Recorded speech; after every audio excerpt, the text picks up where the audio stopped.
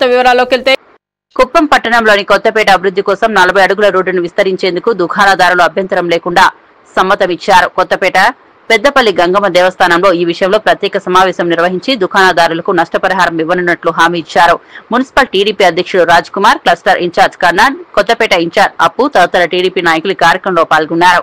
కొత్తపేట అభివృద్ధికి ఇది కీలకమైన చర్యగా నిలవనుందని పేర్కొన్నారు.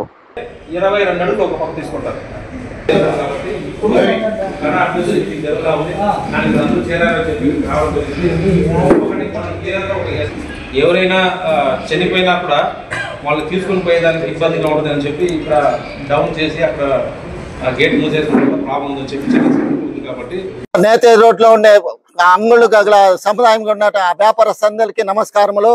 ఈరోజు మన ముఖ్యమంత్రి నారా చంద్రబాబు నాయుడు గారు కొత్తపేట అభివృద్ధి కోసము రోడ్డు వెడల్పు చేయటకు గాను నిర్ణయించి రాజకీయ నాయకులు పంపించినారు. రాజకీయ నాయకులు 45 అడుగులు కావాలన్నారు. అందరూ చేరి ఇక్కడ అంగుళ్ళు సముదాయం అందరూ చేరి 40 అడుగులు రోడ్డు వెడల్పు చేయటకు ఒప్పుకున్నారు. దీనికి డెవలప్మెంట్ చేసి ఈ నష్టపరిహారాన్ని కొంచెం ఎచ్చగా ఇచ్చి అంగుళ్ళు మొత్తం పోయిన వాళ్ళకి ఏదైనా సబ్స్టిట్యూట్ దానికి ఏమైనా అరేంజ్ చేసి వాళ్ళని కూడా జీవనాధారం చేయాల్సిందిగా కోరుతున్నాను. అందరూ ఒప్పుకున్నాము.